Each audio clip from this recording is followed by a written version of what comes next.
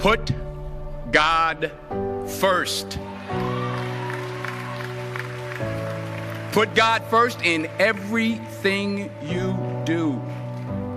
Everything that you think you see in me, everything that I've accomplished, everything that you think I have, and I have a few things, everything that I have is by the grace of God.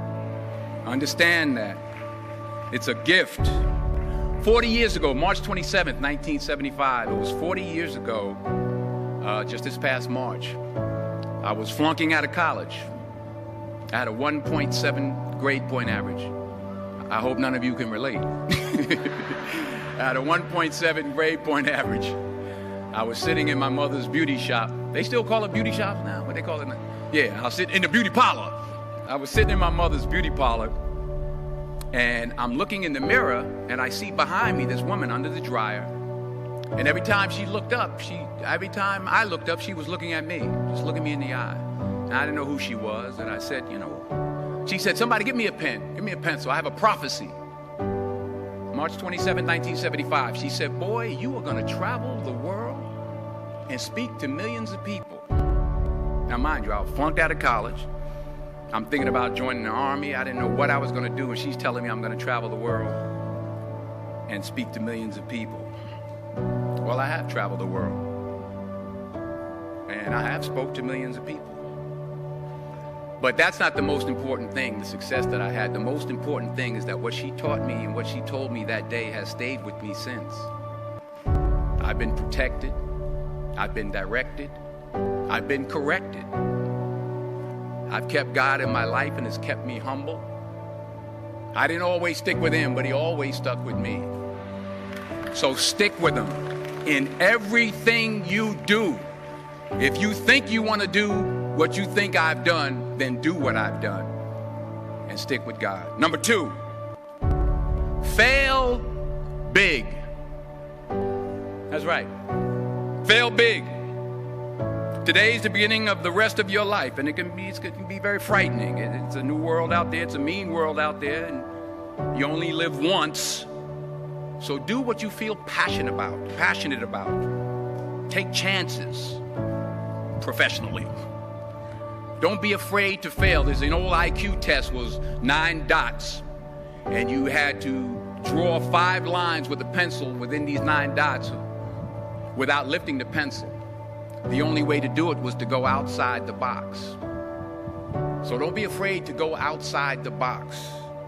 Don't be afraid to think outside the box. Don't be afraid to fail big, to dream big. But remember, dreams without goals are just dreams, and they ultimately fuel disappointment.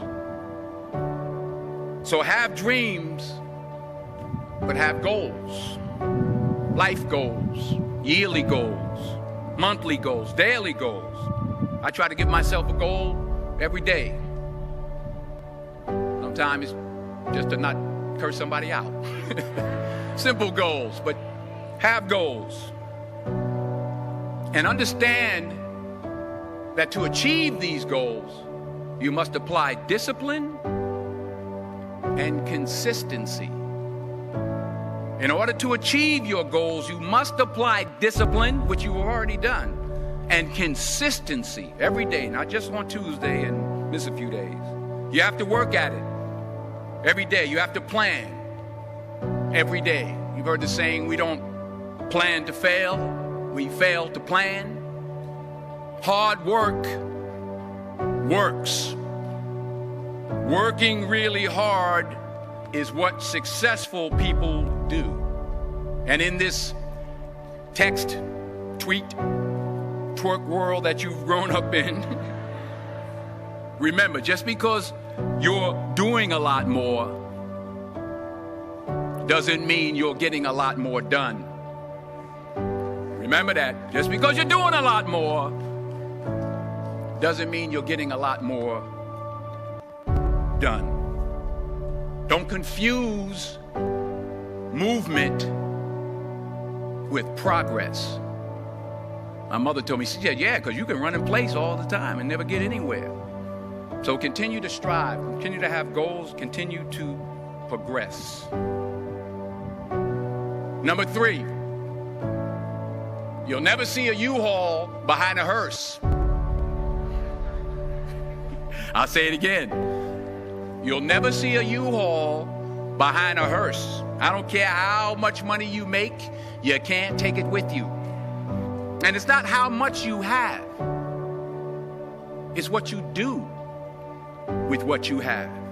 We all have different talents. Some of you will be doctors, some lawyers, some scientists, some educators, some nurses, some teachers. Yeah, okay. Some preachers. The most selfish thing you can do in this world is help someone else. Why is it selfish? Because the gratification, the goodness that comes to you, the good feeling that I get from helping others, nothing's better than that. Not jewelry, not big house I have, not the cars, but it's the joy. That's where the joy is, in helping others. That's where the success is. Finally, I pray that you put your slippers way under the bed tonight, so that when you wake up in the morning, you have to get on your knees to reach them.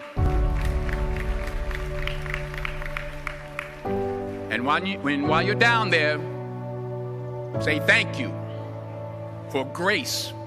Thank you for mercy. Thank you for understanding. Thank you for wisdom. Thank you for parents. Thank you for love. Thank you for kindness. Thank you for humility. Thank you for peace. Thank you for prosperity. Say thank you in advance for what's already yours. That's how I live my life. That's why I am, one of the reasons why I am today. Say thank you in advance for what is already yours. True desire in the heart for anything good is God's proof to you, sent beforehand to indicate that it's yours already. I'll say it again. True desire in the heart, that itch that you have, whatever it is you want to do, that thing that you want to do to help others and to grow and to make money, that desire, that itch, that's God's proof to you, sent beforehand already to indicate that it's yours.